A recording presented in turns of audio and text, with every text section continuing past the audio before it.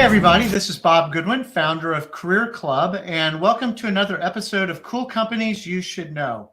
At Career Club, we're really excited to be introducing clients to companies who are getting funding, companies that have a lot of momentum, and maybe most importantly, companies that are hiring. And the goal with this series is to help you get to know the executives of some of the cool companies that we've discovered out there. And today is no exception. With me today is Basil Fakhouri. Basil is the CEO and founder of User Interviews.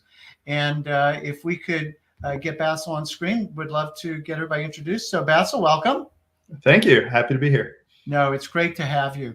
So as I was mentioning, core to the thesis of Career Club and why we started doing this series on cool companies is highlighting companies that are getting funding, because the idea is, you've got investors, and the reason they invested in your company was they believe in what you're doing, but they also want to see you scale and grow. And very, core to that is you need people, and you need to continue to grow your team. So maybe we could just sort of start off, Basil. Love just to learn a little bit more about your background, and then we can kind of move into how it was that User Interviews came into being. Yeah, definitely. So I grew up in North Carolina, stayed close for college, went to Duke. That's when I got my first kind of touch into tech and startups. I interned at a startup in Durham called Evo App when I was a summer between junior and senior year, and then into senior year. After that, I went like everyone else from Duke. We went and joined a consulting firm. So I joined the strategy consulting firm in Boston. It focused specifically on tech and telecom companies. Great first job out of school.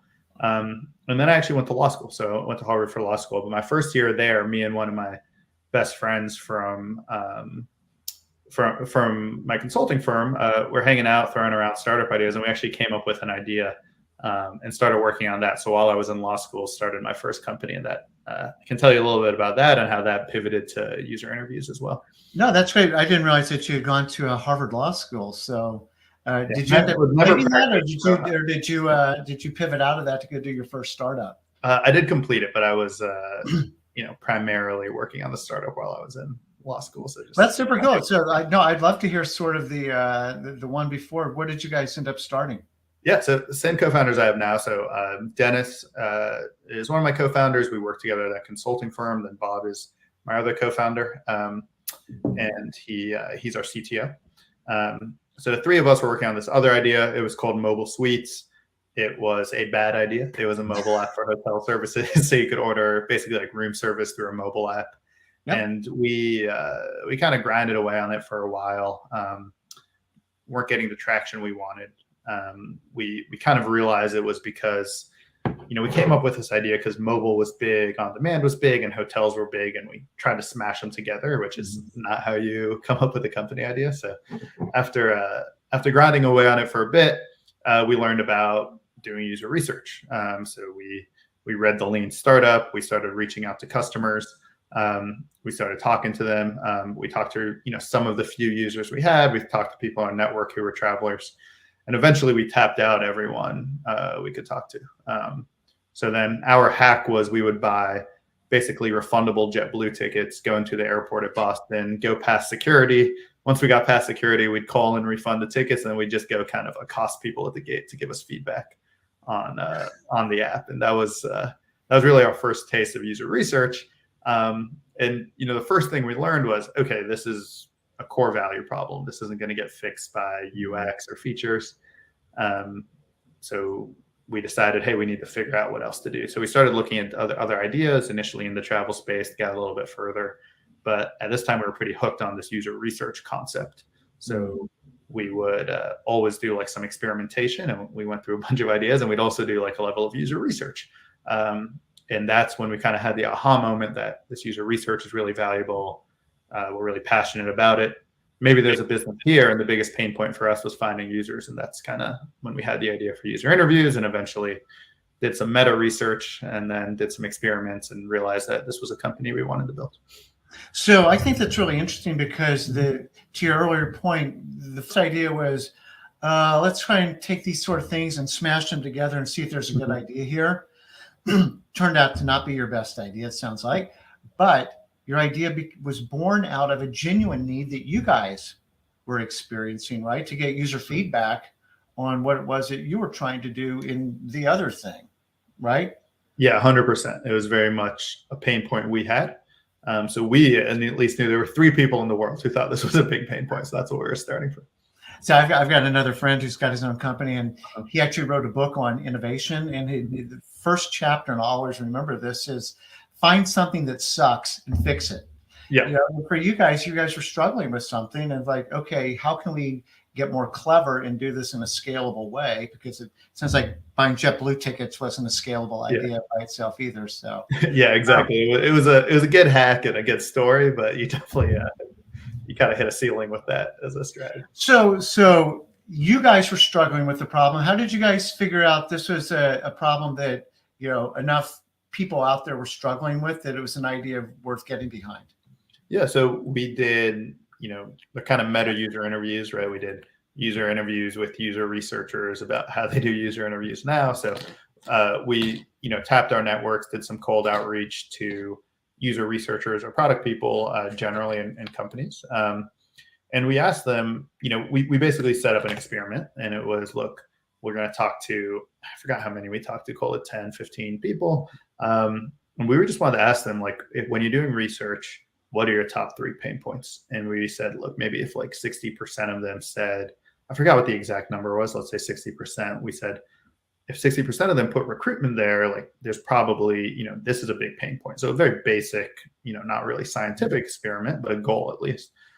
So that's the first thing we did. And pretty much everyone just said, yeah, when we do research, recruitment is the hardest part. So we said, okay, like this resonates with people at least. So we started asking, how do they do this now? And we found there weren't a lot of good options. And one option people were doing was really posting on Craigslist, which there's kind of a old startup kind of idea that's basically, if you want a good company idea, you can go see what's big on Craigslist because it's completely unoptimized, but it shows there's a market there. So we saw all these people posting like, hey, join a focus group, hey, join a user research session on Craigslist. So what we would do is we would just go down the different cities, reach out to everyone who posted one of these and said, hey, we'll do this for you.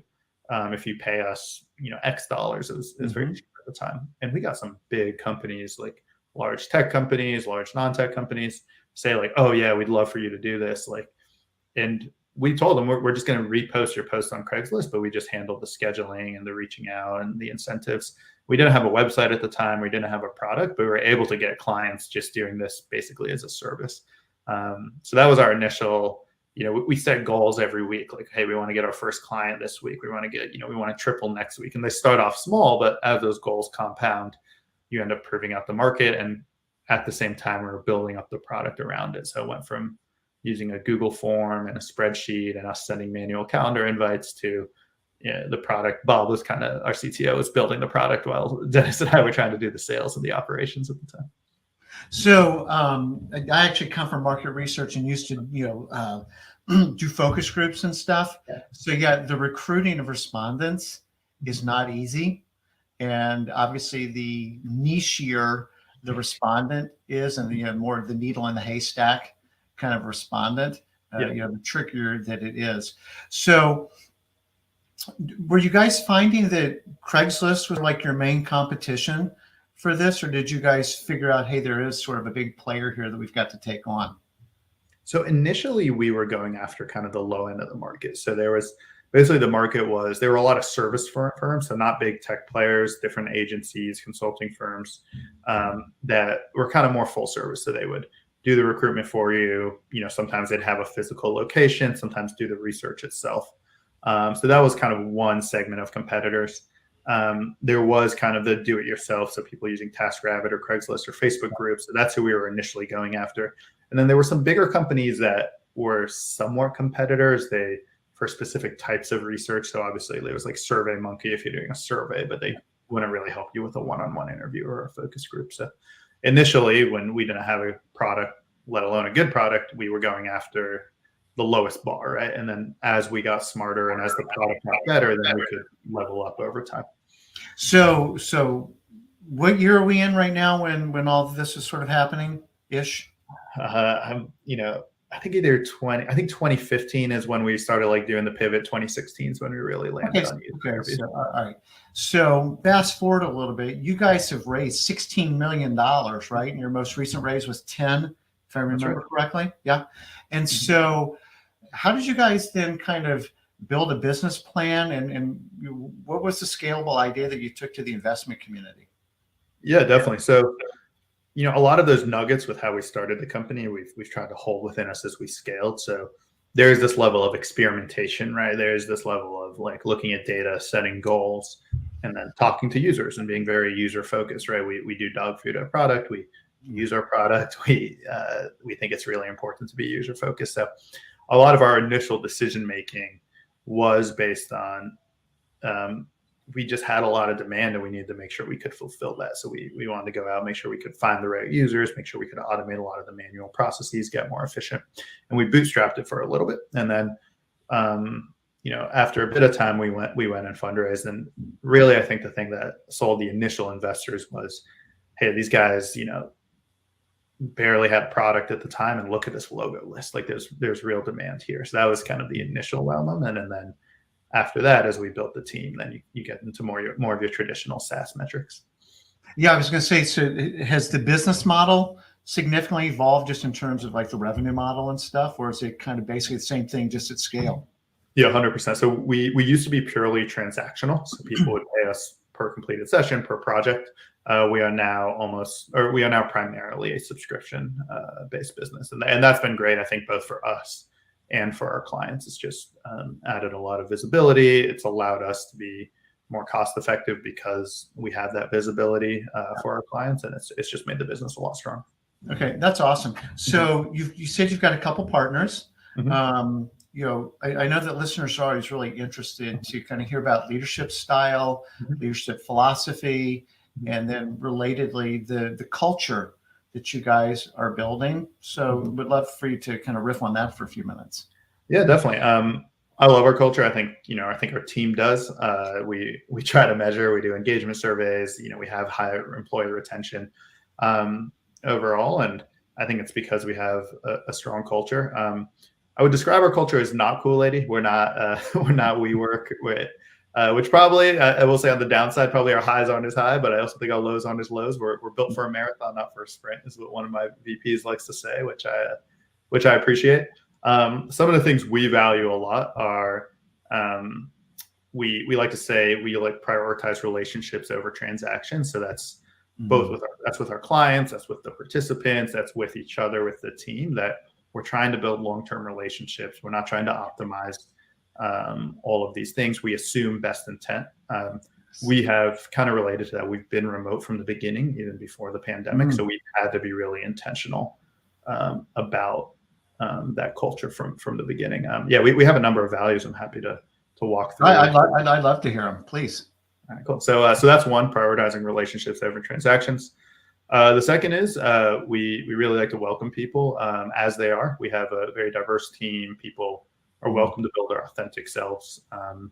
And that's something that when we kind of survey the company, we're 100 people. We just became 100 people today. So this is that's awesome. Congratulations. Very cool. But that's something that, really comes to the top of the list when we say like, hey, how do you describe user interviews? It's just a very welcoming place. We're really big on open communication and transparency. So that means we don't sugarcoat a lot of stuff. We're very transparent with our goals. If we hit our goals, if we don't, we use a lot of metrics and we share those company-wide. We have different cadences for feedback. We try to be transparent with feedback 360 degrees. And I think people really feel comfortable. If something doesn't seem right, they feel very comfortable sharing it. There's not a lot of like freezing up, which I think is both just on the business side or anything within the company, which I think is obviously super important. One of our values is stay curious. We're a very curious bunch. We ask why a lot.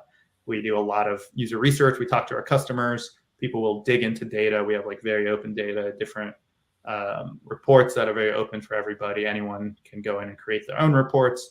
Everyone has access to our customers to do user research with them. So we're constantly like looking for answers, trying to understand things better across the company. It doesn't have to be top down. Another one is fast beats perfect. We like all startups, you kind of need to be fast. That's our main differentiator. So we like to prioritize speed. Like, don't worry about if it's not like 100% buttoned up, as long as you're not betting the company, as long as you're not getting in the way of somebody else. Just go out, do it. We'll learn something from it. And, we try to cut away bureaucracy, try to expedite decision-making. And we try to decentralize decision-making as well. And then so, that's awesome. I'm curious with your co-founders, different people bring things right to the party, and how do you guys kind of mesh your leadership style in a way that actually becomes the user interviews, culture, not Basil's personality implied onto everybody? Yeah, I will say, I think as a co-founder group, we're probably from a personality standpoint a little bit more similar. It's not like, I think when you're drawing your startup box, you're like, okay, this person does X, Y, and this person does W, Z. I would say we probably have more overlap. That being said, I think our leadership team on the whole is more diverse. I think we've brought in people who supplement us in ways that, we think we are lacking, but also there is a consistent vibe of this, transparent, we don't overreact. People feel comfortable talking up. There's kind of this, no one's pulling rank, and really data driven, kind of nerdy, kind of really, focused on understanding, and everyone's kind of like rowing the same direction. So I think there's definitely stuff us as the whole leadership team has in common, and that's really the culture. But there is still, we fill in each other's gaps for sure. No, that's very cool, and I loved hearing you talk too about how you're kind of that welcoming, and the team is very diverse, and from diversity you get a lot of different perspectives that maybe guys who grew up together didn't really have, right? But you start to learn from your folks, and it sounds like it's sort of the nature of the business, but it sounds like you guys, as you talked about, like eating your own dog food and stuff, that there's very much just a listening culture. 100%. And I think like one thing related to that is, this sounds like not a big deal, but I think it's really important for our culture is that people are very willing to change their mind. Like if I come in with an opinion and someone else comes in with an opinion, if that person brings data or, has a viewpoint or, a logical approach I didn't think about, like, I'll change my mind. And we see that across the company. And I think that empowers people because they'll see like, oh, my manager listen to me because I showed some data they didn't have, and that's causing these effects. So there definitely is that listening culture, and also we process it and we'll go, change our actions based on it. I would suggest that kind of the derivative maybe of that listening culture, the exact example you just gave, is humility, right? Yeah, I think part of it might be answers, and I'm up for being wrong too. Yeah, definitely. I think part of it might be that, me and my co-founders, we weren't anointed successful, right? We had to pivot out of a failed company. So once you're kind of staring into the abyss, you're like, all right, all that matters is finding the right answer. Basil, but I mean, Duke undergrad, Harvard Law School. I mean, there's not, it's not the dummy classes. So, you can definitely see like, hey, we're pretty smart. We've got it figured out. But that's not, what you guys are bringing to your team. And it sounds like you guys are definitely benefiting from that. Now that you've reached 100, I'm going to guess that maybe somebody's gotten promoted somewhere along the way. What are the kind of behaviors that would get somebody promoted at user interviews? Yeah, I think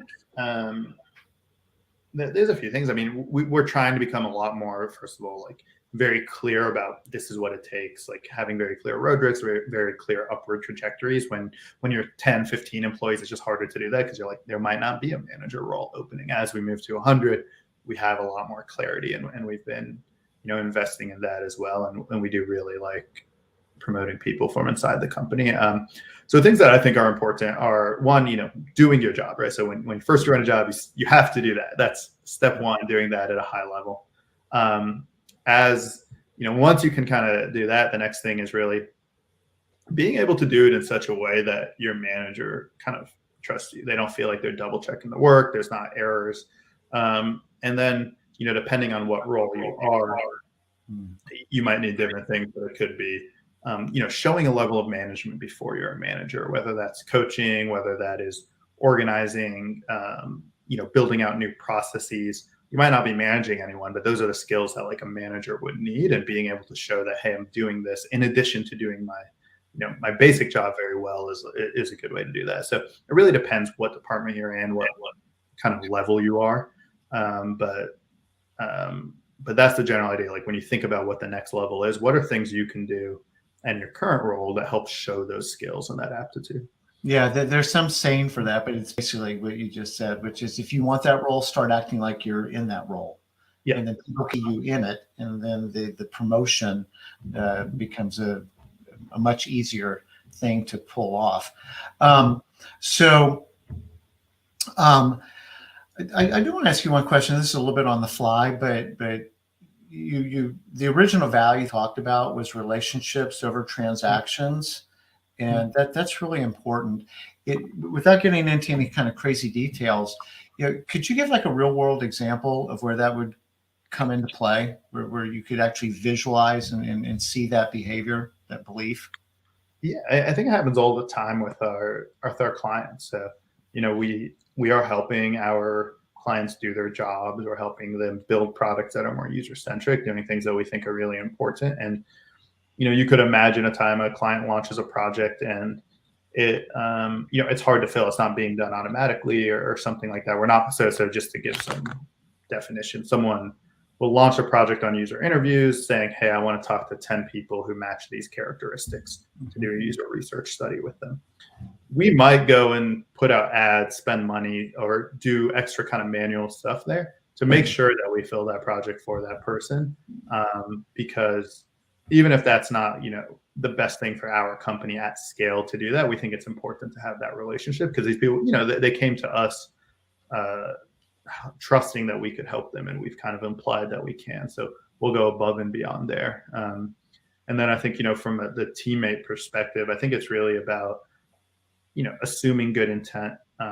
If someone is, being there to support teammates, understanding that, everyone has their own lives going on, and, sometimes something might come up in your life that affects you this week, and we have a big enough team now, and, that we can actually really support them during that time, as opposed to saying, hey, it's not worth it for me to go out of my way for you in this specific interaction. I think we froze. It looks like Bob froze. Okay, wasn't sure if it was me or Bob. Yeah, Bob's stuck with his tongue out. I'll send him a Slack message real quick. Okay. This is. Oh, There he is. You're back, Bob. am I back? Yep. Okay. Oh, thank goodness for editors. So Yeah. no problem. All right. So okay. So awesome. Then I guess, just to kind of start to round this out a little bit. So we've learned, about the value proposition, and we've learned about kind of the leadership style, the culture that you guys are building. So the last leg here would be, as you continue to grow the team, how big are you guys trying to get over the next couple of years, just from an employee count size? Yeah, definitely. So by the end of this year, we're hoping to get to 140 people. So we're growing kind of across departments, another 40. And we're still kind of working on the plan for next year, but it should be pretty significant growth. And we are planning on continuing the fundraise. So we do expect to. Okay, awesome. And based on everything you're saying, doesn't sound like that will be a big challenge. I think you'll be spoiled for choice. As you guys are thinking about the 40 roles, to fill for the balance of the year, kind of functionally, where are you guys, looking to hire? It's really spread out across departments. So always hiring engineers, our sales team scaling up, but those are probably the ones we're hiring the most, in addition to our operations team. So those three, but I think we are hiring across every single department. So marketing, analytics, I mentioned sales, ops, product and engineering, our people ops team, our research team, and our finance team as well, I think. So yeah, I think really across the board, we're going to be hiring. So often, what I'll tell a client is, when companies are growing like this, they're hiring across all functional. They need more of everything. So I think sometimes people think with quote tech companies, that it's just software engineers. And it's like, no. Like, what you really start to realize is once you hire one person, you hire some engineers, then you need an analytics person to support them and a product designer to support them. And then, as you get more people, you need more people ops. And then, so it's kind of a cycle. As you hire more people, it leads to more hiring across the team. And the other part, maybe you could talk about this for a second, is, what I tell folks is, not only are they hiring, kind of what I call scaling out, but sometimes they're also scaling up, right? And we need to kind of up our game in some things, and bring in people that have got experience with companies, or with a company at a certain scale level. And I'm curious if that mirrors your all's experience. Yeah, I mean, I think you want to mix. Like I mentioned this earlier, I wasn't just saying this. We really like having a culture where people can stay with us for a long time, or people can get promoted within user interviews and grow with the company. And we think there's a lot of benefits to having that institutional knowledge. But that being said, obviously people who have seen this next stage of growth will also be bringing in a level of knowledge that some of us may not have as well. So we definitely want that mix. Yeah. And then, and this may tie back to values. So you kind of answer the question as you wish, but, there's the functional things that we're looking for, like finance and all the things you just articulated. As you think about the qualities and like what you're looking for, some of maybe those softer skills, but the qualities that if you're interviewing somebody, what are you dialed into? What are you looking for? Yeah, there's a few things. So there's obviously, functional skills, like you said, for each role, but I think we definitely want people who are curious, people who are data driven, people who can be self-starters. Once again, we are a fully remote team. So showing that you can organize your day, that you can share what you're working on in a way that might be a little bit harder being remote. And, someone, there's not going to be someone over your shoulder the whole time, right? So you need to be able to show that you can work at your own pace, at the right cadence for the team. But organization skills, and we really focus on people being data driven. If we think about curious, how would you tease that out in an interview? What would be examples of I'm a curious person?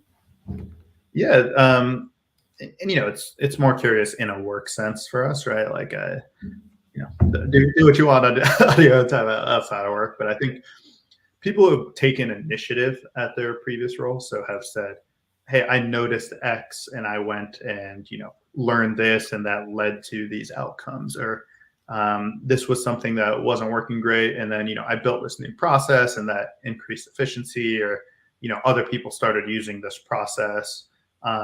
I think that's the best way to show that, once again, you have your day-to-day job, you have to be excellent at that, but also showing that you've been able to take the initiative to push yourself or your department forward is really important. If this is a little bit of a false choice, so I'll let that before I ask the question, but I know it'll be role dependent and some other stuff, but just at a very high level, if you had to pick between this person's got really proven functional skills experience, so somebody who's been playing, center at Duke for 5 years, 4 years, or somebody they just have the talent that, that it's more of an aptitude. It's a talent draft versus a position draft. How would you sort of fall on that? Yeah. So kind of, you're saying like aptitude versus experience. Yes. Yeah. In some ways, it really depends, like role by role and person by person, and how you compare those. I will say, I think there is more room for bias with aptitude than looking at what's actually been accomplished. So I think we do like to, make sure we're removing a lot of internal biases we might have. And I think, but maybe showing talent, like if there's still some outcomes that prove the talent, right? Like, hey, this was maybe, for instance, someone who may have sold or, built for a different like we're not really big on like industry knowledge. Like if you've built for different departments over like research departments, that's totally fine for us. Like we choose aptitude over that kind of industry knowledge. But I do think when you just think about like pure aptitude without having any of those outcomes, that does open yourself up to bias that you want to make sure that we want to make sure we're avoiding at least. No, that's such a great point. And you're the second person in this series just in the last week who has brought up the notion of really trying to dial bias out and recognizing that it exists and taking very concrete steps to dial that out. Yeah. And so that probably naturally and positively circles back to the diversity that you guys have been able to build onto your team. So 100%. Yeah. But I would say if you kind of like, just to reiterate, if you kind of move that question from like functional versus aptitude to like, maybe industry specific versus aptitude, like I would say aptitude, as long as you can like back it up and say, hey, look, that we're being objective here just because it was with a different industry or maybe a slightly different role, we're happy to bring those people in. I'm glad to hear that. And because I do think that actually the industry is a kind of bias that people bring into it. Like if you haven't been doing this exact same thing at this exact same kind of company, then you're too risky for us. And in my view, it just narrows the aperture way too much and it's shutting out potentially really high quality talent over this very narrow view of what a fit might look like. 100%. Yeah, 100%. Especially with us, like research is one of the awesome things about what we're building. The people we're building for is it's kind of a new department that's growing really fast, but I mean, it is new, right? So it's not like we're selling to sales departments and you have 100 unicorns you can who have sold to that. We're kind of forced to not put ourselves in a corner like that. No, that's cool. So this has been great. I mean, again, I love how your company started one kind of from the ashes of something else. So that's cool. But it was born out of a real need and one that you guys felt and needed to go solve for your own account and figured out, holy crap, there's a real market for this. Love, kind of the very quick adoption that you guys were able to get and are getting. So that's phenomenal that you're getting confirmation from the investment community that this is a big scalable idea and you guys are seeing that. So that's very cool. The values, relationships, transparency, being able to you can own your work, be autonomous, that you don't need somebody looking over your shoulder all the time to make sure you're doing what you're doing is great. As you say, kind of this listening environment, is phenomenal. And so if somebody wants to learn more about opportunities at user interviews, what's the best way for them to do that? Yeah, definitely. And I will say one other thing, one value I didn't mention is that we do have a value that is up and to the right. Like we are a high growth startup. Like we're doubling every year. We do care about growing fast. So both the team and revenue and client base and the product. So we're definitely an environment, like we're not a burnout environment by any means, but we definitely focused on scaling. So that's part of that's why we raised that money. So I just want to make sure I throw that in there as well. But yeah, if you want to find out more about opportunities, we have a careers page. You can go to our website, user interviews. Let me make sure I get the exact right one. No, don't tell people to go to the wrong one. But if you go to userinterviews.com/about, you can see stuff about our team, who's on the team, and a lot of our values and our culture. And different people on my teams kind of in their own words, as well as some of the benefits we offer. And there's a link to all of our current job openings there as well. That's phenomenal. Well, Basil, thank you so much. Like I love learning about your company. I love hearing your story. Thank you, Heather, for putting that in the little note there so we can see it. So thank you so much. Congratulations on the amazing company you guys have already built. And definitely is a cool company. So well done, and look forward to seeing the next round get ready, because it's just going to be more gasoline in the engine to drive your growth. So, but I really appreciate it, Basil. Thank you so much. All right, awesome. Thank you so much for having me. It was a lot of fun. No, very cool. Thanks so much. Bye-bye.